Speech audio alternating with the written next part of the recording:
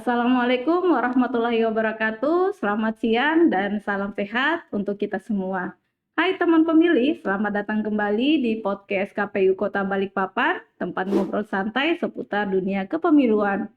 Teman pemilih, karena kemarin kita sudah mengobrol dengan beberapa anggota KPU Kota Balikpapan terkait apa saja yang dilakukan oleh masing-masing divisi di masa non-tahapan ini.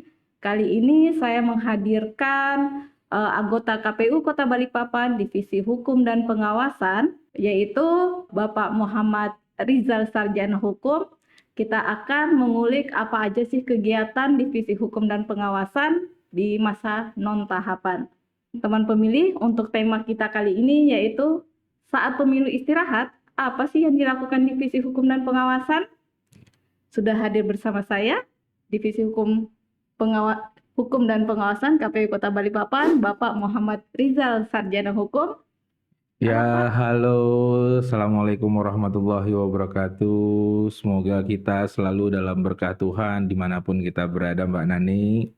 Ya, senang sekali akhirnya bisa bermain di ruang podcast KPU Kota Balikpapan. Dan ke depan mungkin kita akan membicarakan banyak hal terkait tentang tugas dari divisi saya, yaitu Divisi Hukum dan Pengawasan. Irisannya langsung kepada bagaimana tugasnya Divisi Hukum dan Pengawasan di masa non-tahapan ini. Nah, mungkin nanti kita akan ngobrol banyak. Sebenarnya memang kalau peran strategis dari Divisi Hukum itu lebih kepada perbaikan dan pemantauan dan pengawasan dari internal. Jadi memang kalau tahapan dan non-tahapan itu saya pikir tugasnya tetap sama. Tetap sama ya, Pak. Nah, sebelum kita melangkah lebih jauh nih Pak, lebih dalam lagi kita kulik-kulik obrol-obrol santai kita ini, ada baiknya Pak kita perkenalkan diri dulu lah Pak, biar teman-teman pemilih yang ada di luar sana itu tahu nih Ketua Divisi Hukum dan Pengawasan Pak, anggota KPU Kota Balikpapan ya Pak ya. Baik. Nama saya Muhammad Rizal, saya lulusan dari Fakultas Hukum Universitas Mula Warman. Saya mempunyai latar belakang pekerjaan sebelum menjadi anggota KPU itu cukup variatif, Mbak. Menjadi profesional di berbagai banyak sektor pekerjaan. Nah, itu bukan karena tidak punya alasan, tetapi saya sebagai sarjana hukum menganggap bahwa seluruh sendi pekerjaan yang ada itu harus membutuhkan ilmu hukum dalam menjalankan pekerjaannya, sehingga pekerjaan tersebut dapat sesuai dengan tujuan atau sesuai dengan target yang diinginkan. Kira-kira begitu Mbak Nani. Ya, mungkin itu saja yang bisa saya sampaikan dalam latar belakang saya yang harus saya. Ya, betul sekali. Berarti memang Bapak sudah ada backgroundnya memang sarjana hukum ya Pak. Betul sekali. Sudah paham lah ya Pak ya terkait dengan bagaimana sih terkait regulasi terkait kepemiluan. Sudah paham betul ya Pak ya? Atau waduh, kalau dibilang paham tentunya kita terus mengupgrade diri, apalagi aturan hukum di Indonesia ini dengan sistem hukum Eropa kontinental semuanya serba tertulis, itu mesti banyak update. Jadi kalau dibilang paham itu tidak pas juga karena kita harus terus mengupgrade kemampuan dan perkembangan aturan hukum yang ada di Indonesia ini. Contoh misalnya kemarin KUHP baru gitu kan, dan beberapa undang-undang sudah direvisi dan kita harus juga tetap mempelajari yang terbaru karena itu yang berlaku dan dijalankan di negara kita. Kira-kira begitu. Dan kita juga harus melihat bahwa saat ini DPR RI sedang merevisi undang-undang pemilu. Nah, itu yang perlu kita juga harus pahami nanti ke depan dan terus belajar agar dalam menjalankan tugas kita sebagai anggota KPU, kita tidak boleh salah dan dalam membuat keputusan atau membuat produk hukum, kita itu tidak boleh membuat celah hukum yang dapat merugikan orang atau kelompok orang lain. Kira-kira itu yang paling penting. Keren nih Pak. Secara undang-undang ataupun secara PKPU kita apa sih Ya, Pak sebenarnya tugas divisi hukum dan pengawasan, memang apa ya, job desk-nya ya Pak ya? ya.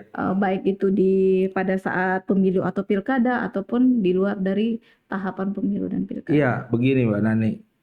Kalau ditanya tugas dari divisi hukum secara keseluruhan, kita harus mengacu kepada peraturan KPU nomor 8 tahun 2019 terkait tata kerja, tugas KPU provinsi dan KPU kabupaten kota. Nah, untuk tugas dari divisi hukum dan pengawasan itu tertera dalam pasal 35 ayat 5 yang diantaranya berbunyi kira-kira seperti ini.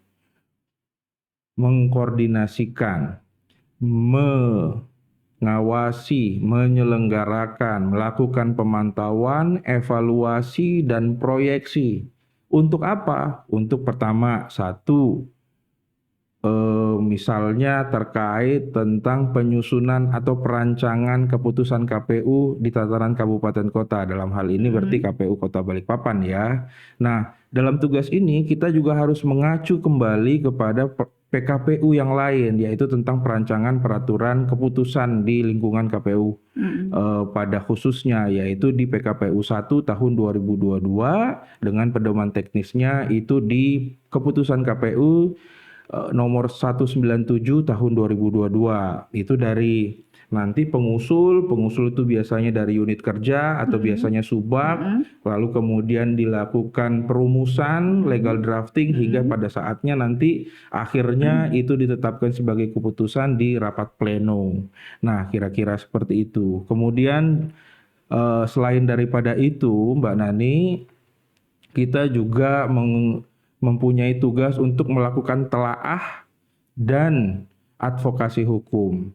Nah, kalau ditanya terkait tentang hal ini, mungkin ini sebabnya divisi hukum itu sering disebut sebagai divisi selimut. Selimut ya Pak ya. Nah, karena Masih apa? berlaku ya Pak selimut ya. Betul.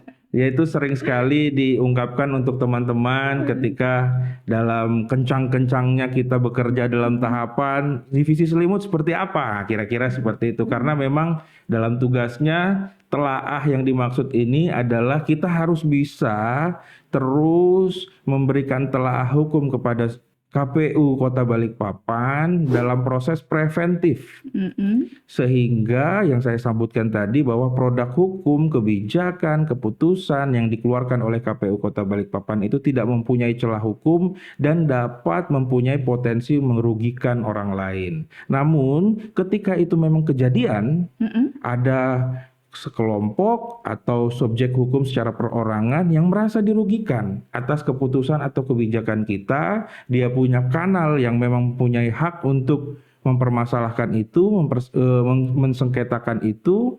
Nah, divisi hukum itu bertugas untuk mengadvokasi secara litigatif di dalam pengadilan ataupun non-litigatif di luar pengadilan. Kira-kira seperti itu untuk tugas yang kedua ini. Untuk tugas yang ketiga, ini banyak nih. Nah, melakukan dokumentasi dan informasi hukum. Ini mengacu kepada PKPU 16 tahun 2024 terkait tentang jaringan dokumentasi informasi hukum. JDIH. JDIH. Jadi setiap produk hukum yang dikeluarkan oleh KPU Kota Balikpapan itu harus diupload, harus didokumentasikan secara digital ataupun non digital. Dan kalau yang digital itu kita punya kanal yang namanya website JDIH KPU ya. Kota Balikpapan, Mbak Nani. Ini gunanya untuk memberikan informasi kepada masyarakat bahwa perkembangan peraturan, keputusan atau hal pedoman teknis yang dijalankan KPU Kota Balikpapan itu secara transparan. Selain daripada itu, kita juga punya sosmed tuh Mbak Nani. Mbak Nani ini sebelum menjadi Kasubag SDM Parmas, SDM Hukum, jadi sangat mengetahui bagaimana perkembangan dan proses dari JDIH itu sendiri. Nah, untuk pengelolaan dari informasi hukum kita itu kan punya 3 kanal besar saat ini yang sedang berkembang di dunia sosial media. Kita punya Facebook, TikTok, dan Instagram. Mm-mm. Ini kita gunakan untuk memberikan informasi pendidikan kepada masyarakat terkait hukum dan demokrasi. Itu penting Betul, penting karena banget, Pak. penting sekali. Mm-mm. Kemudian yang ketiga, nah ini yang sering menjadi rutinitas dari Divisi Hukum dan Pengawasan, yaitu pengawasan dan pengendalian. Nah, salah satu di antaranya kita itu secara rutin dan periodik setiap bulan menjalankan rapat SPIP, Sistem Pengendalian Intern Pemerintah. Mm-mm. Nah, itu mengacu kepada PP nomor 60 tahun 2008, kemudian PKPU nomor 8 tahun 2023 dengan pedoman teknisnya yang terbaru adalah keputusan KPU nomor 855 tahun 2025. Mm-mm. Mbak Nani. Jadi setiap bulan kita harus melaksanakan rapat SPIP dengan terus menggali bagaimana aktivitas atau kegiatan dari KPU Balikpapan agar tetap sesuai dengan peraturan perundang-undangan dan tetap akuntabel, dapat dipertanggungjawabkan. Nah, dari SPIP itu. Kemudian juga ada tugas yang diperintahkan oleh peraturan KPU nomor 2 tahun 2025 terkait tentang manajemen risiko. Mm-mm. Manajemen risiko ini saya pikir juga sangat penting harus kita laksanakan dan kita sudah menyelesaikan itu di tahun lalu Mbak Nani, yaitu dengan tugasnya mengidentifikasi seluruh masalah yang kita hadapi ataupun belum kita hadapi di masa tahapan ataupun non tahapan. Setelah kita identifikasi, lalu kita tentukan dan kita tetapkan, kita bikin formula mitigasinya agar resiko tersebut paling tidak Mm-mm. tidak terjadi ataupun ketika terjadi dampak atau efeknya itu bisa kita tekan dan minimalisir. Ini penting sekali.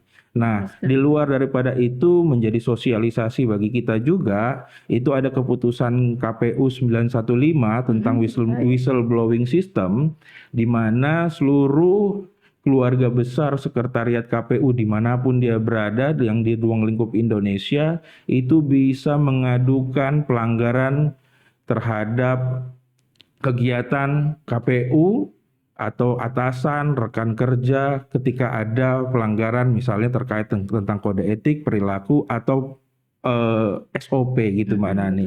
Tanpa harus takut didemosi atau diturunkan jabatannya atau dimutasi.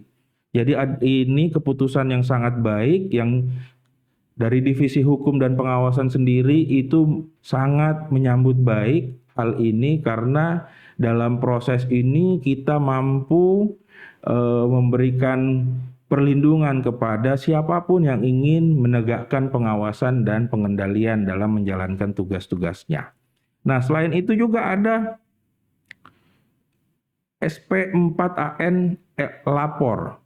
Itu adalah SP4N lapor ya Pak? Ya, itu adalah kanal yang digunakan oleh masyarakat ketika mengadukan kinerja yang ketika dia mendapatkan pelayanan KPU kurang baik, misalnya SOP tidak dijalankan, pelayanan tidak baik, atau ada pelanggaran kode etik dan perilaku, masyarakat bisa melaporkan hal itu dan ada kanalnya, ada websitenya, langsung bisa. Nah, inilah tugas dari Divisi Hukum terkait tentang pengawasan. Selain daripada itu, dia juga harus bisa menyelesaikan sengketa yang terjadi pada pemilu dan pemilihan tahapan ataupun non tahapan. Misalnya sengketa proses, sengketa hasil, sengketa proses biasanya terkait tentang penetapan calon dan lain semacamnya ya kira-kiranya itu. Atau sengketa hasil yang kita sering lihat dan sering pantau di Mahkamah Konstitusi. Hal ini menjadi tugas besar dari Divisi Hukum dan Pengawasan untuk mempertanggungjawabkan kerja dari KPU Kota Balikpapan itu sendiri. Dan yang terakhir ini adalah menangani pelanggaran kode etik yang dilakukan oleh badan ad hoc kita. Ini berarti fokusnya kepada tahapan yang dilaksanakan oleh PPK PPS ataupun KPPS.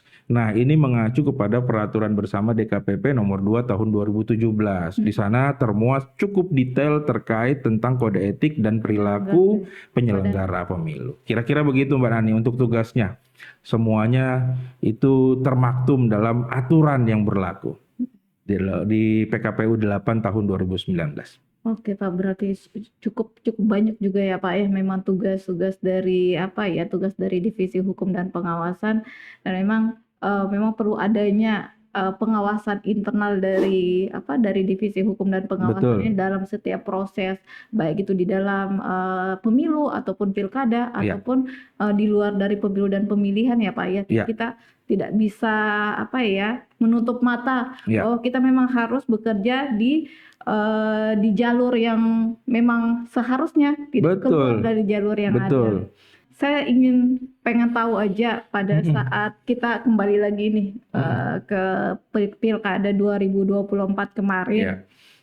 Pada saat Pilkada 2024 KPU Kota Balikpapan ini ada sengketa nggak Pak? Sengketa proses dan sengketa hasil pada saat Pilkada 2024 berjalan angkanya 0.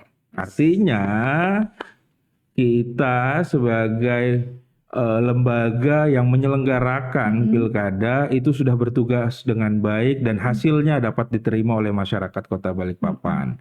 Meskipun begitu kita tarik lagi di tahun 2024 itu Mbak Nani, kita bukan hanya menjalankan pilkada atau menyelenggarakan pilkada tetapi juga pemilu.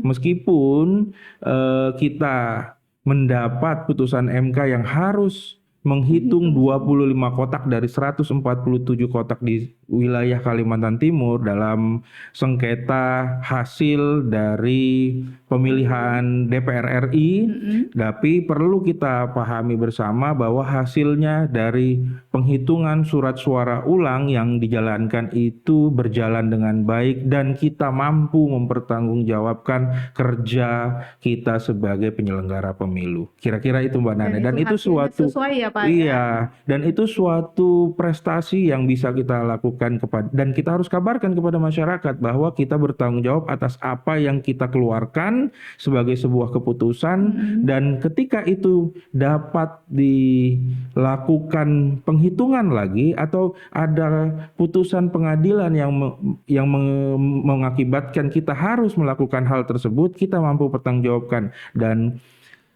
tidak berubah. Kira-kiranya begitu keputusannya. Iya. Alhamdulillah ya Pak. Alhamdulillah. Tugas 2024 kita bisa melewati semuanya dengan baik dan bertanggung jawab dengan akuntabel, profesional. Tidak adanya sengketa itu bisa mencerminkan bahwa kita memang sudah bekerja sesuai dengan regulasi yang ada. Betul sekali. Itu yang paling penting. Paling penting ya Pak ya.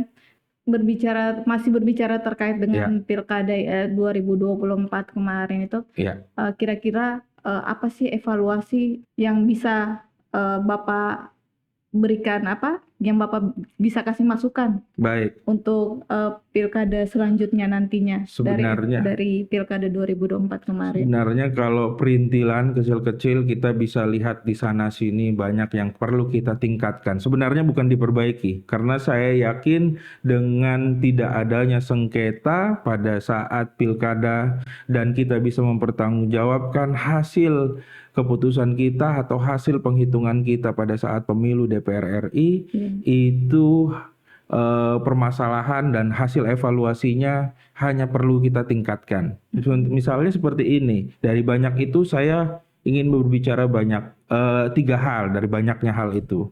Misalnya satu, disparitas antara peraturan dengan pelaksanaan di lapangan. Ini terkait tentang bagaimana pemahaman kita terkait tentang peraturan dalam penyelenggaraan setiap tahapannya. Ini memang menjadi PR agar kita dapat meningkatkan kualitas dari penyelenggara itu sendiri.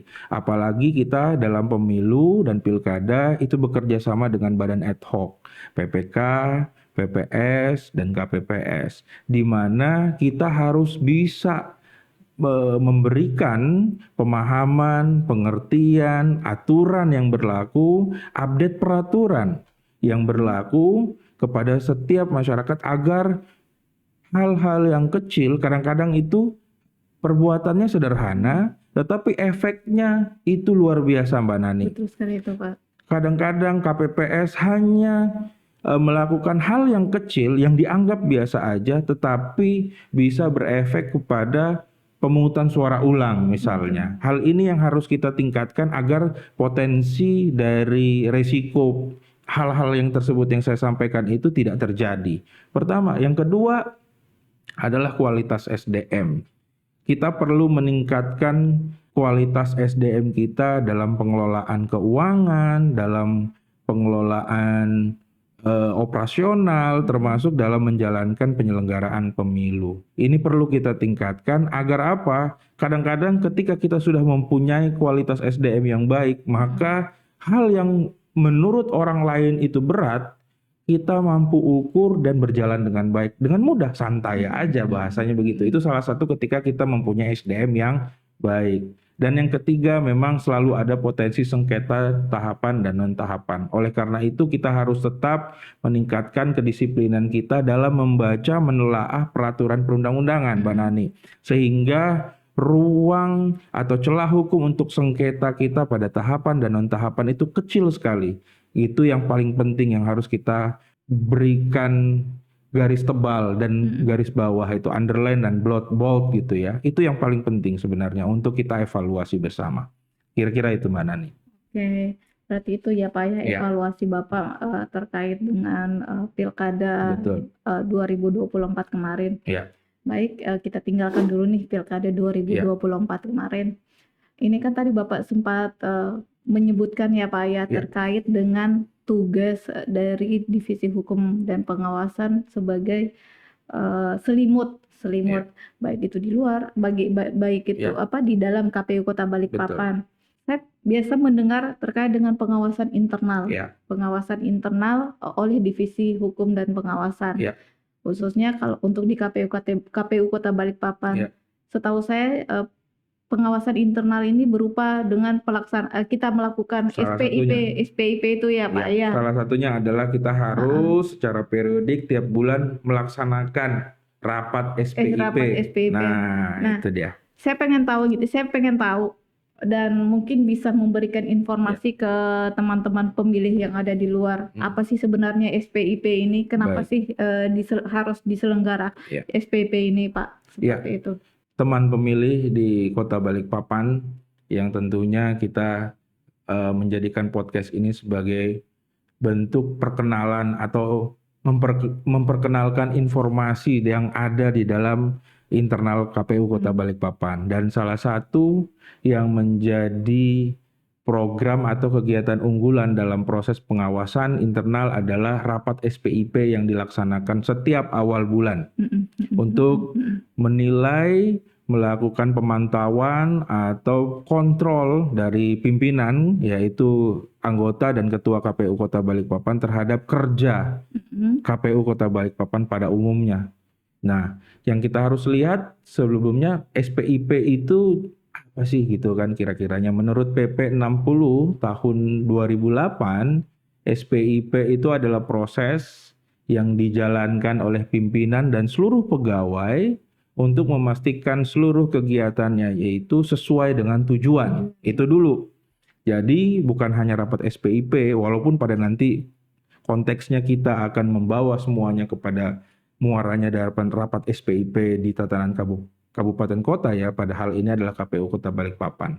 Dan tujuan SPIP itu sebenarnya apa, Mbak Nani? Kira-kira itu dulu agar kita bisa pertama kegiatan ini menurut PP 60 tahun 2008. Kegiatan itu harus berjalan dengan efektif dan efisien. Kedua, kegiatan kita itu harus sesuai dengan peraturan perundang-undangan. Ketiga, laporan keuangan yang dapat dipercaya dan akuntabel harus dapat dipertanggungjawabkan, dapat dipercaya, kira-kira seperti itu.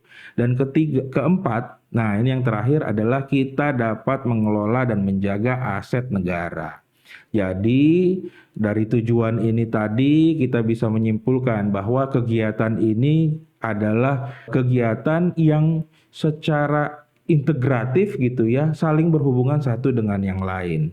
Nah, agar semuanya ini bisa tercapai, tujuan tadi yang saya sampaikan, SPIP itu harus mempunyai 5 unsur, Mbak Nani. Pertama, tentang lingkungan pengendalian.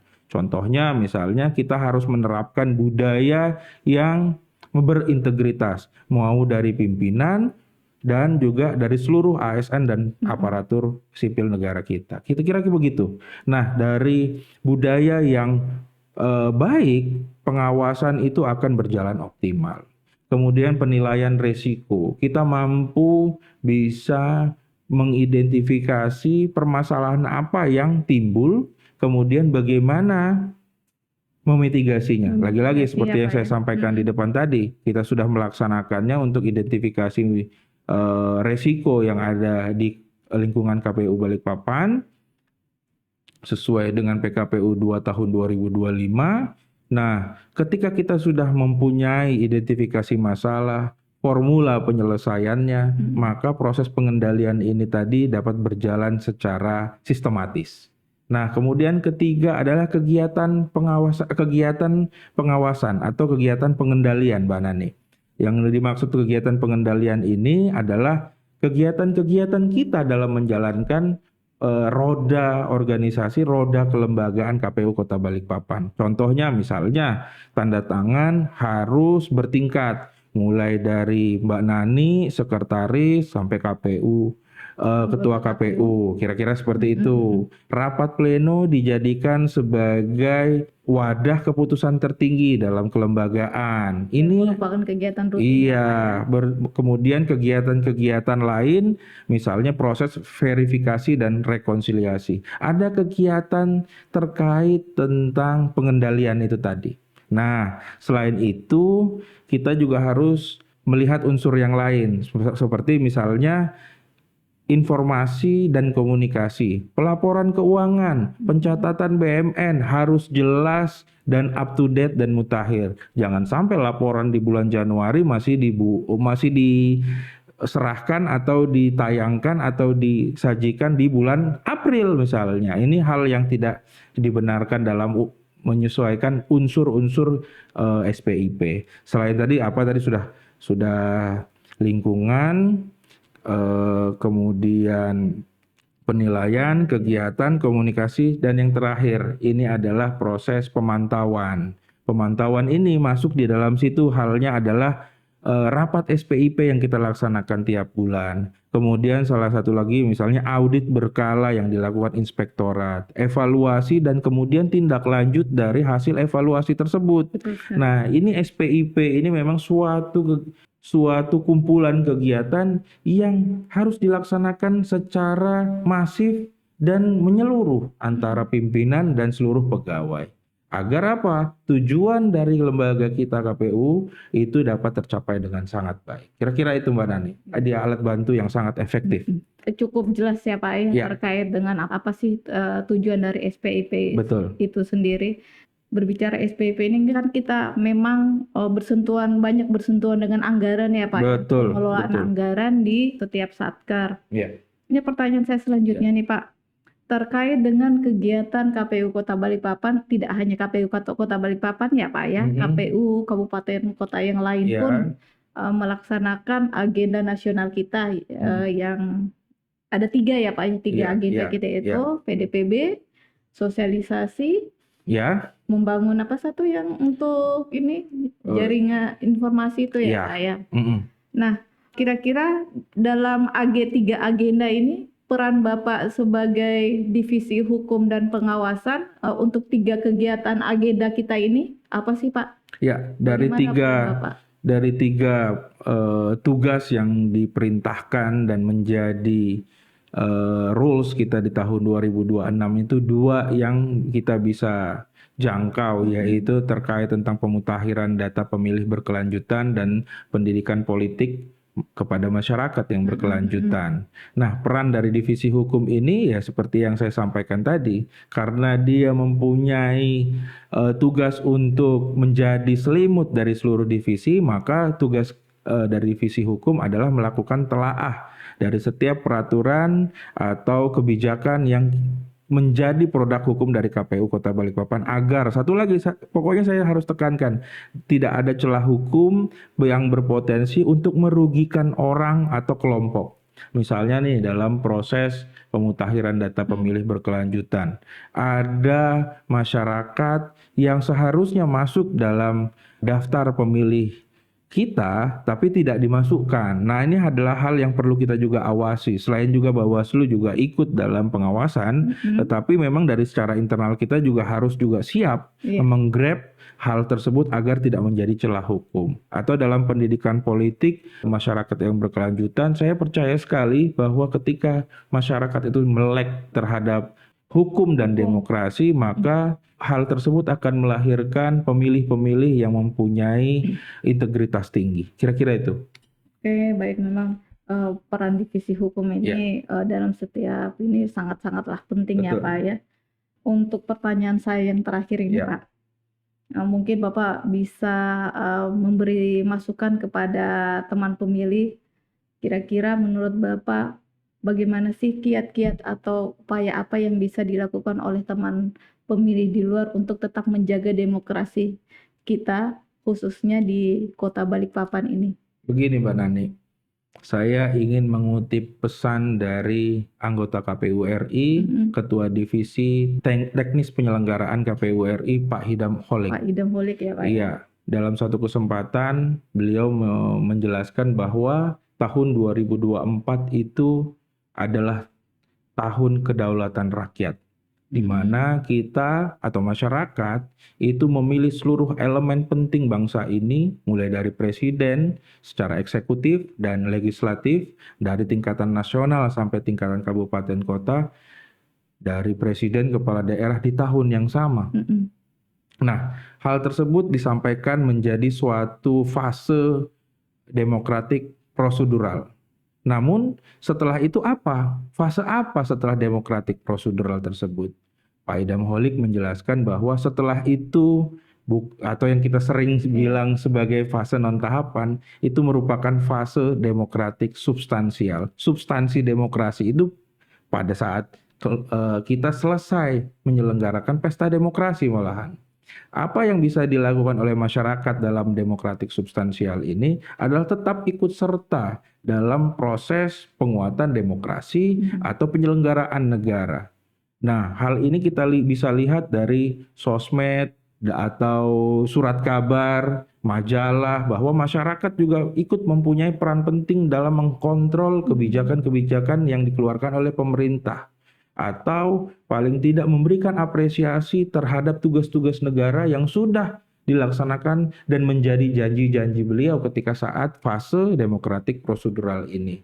Nah, ketika kita memahami dan sadar akan ada fase demokratik substansial ini dan kita akan menyongsong demokratik prosedural lagi di tahun 2029, maka kita mempunyai pemahaman agar pada saat demokratik substansial ini berjalan, kita harus mengisi juga ruang-ruang demokrasi itu. Sehingga ketika kita masuk dalam demokratik prosedural, kita mempunyai kelompok masyarakat yang sifatnya besar dan masif, yang mempunyai integritas tinggi dalam menjalankan pesta demokrasi. Jadi hampir kita bisa tekan tuh, karena proses kesadaran itu kita bisa tekan tuh money politik, kemudian hoax dan lain semacamnya yang tentunya itu menjadi suatu resiko negatif dari pesta demokrasi. Kita bisa tekan semua itu.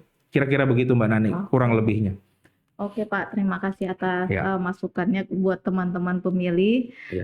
Baik, karena tadi itu sudah pertanyaan terakhir saya, berarti kita sudah sampai di penghujung podcast kita hari ini.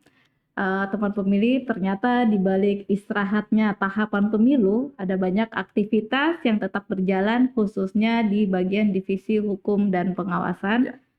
Baik, Bapak, terima kasih untuk podcast hari ini. Waktunya ya walaupun kita sangat-sangat ini ya waktunya terbatas dan mungkin Bapak saya memerlukan waktu senggang Bapak kapan bisa hadir di podcast kami.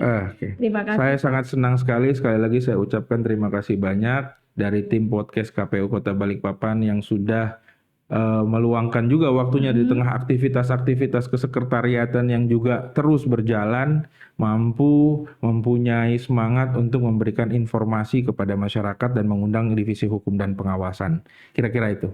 Jangan lupa teman pemilih informasi terkait KPU Kota Balikpapan melalui media sosial KPU Kota Balikpapan, baik itu Instagram KPU Kota Balikpapan, Facebook KPU Kota Balikpapan, TikTok, dan ada juga terkait dengan informasi produk hukum KPU Kota Balikpapan Ya. di JDIH, JDIH, KPU Kota Balikpapan ada JDIH, Instagram, TikTok, dan Facebook. Instagram, TikTok, Dan Facebook Facebook. ya. Ya. Jadi teman pemilih jika ingin mengetahui terkait dengan peraturan-peraturan KPU silakan berkunjung di website JDH KPU Kota Balikpapan dan Instagram, TikTok, dan Facebook ya Pak ya. Oke. Terima kasih, saya Nani, pamit undur diri. Wassalamualaikum warahmatullahi wabarakatuh.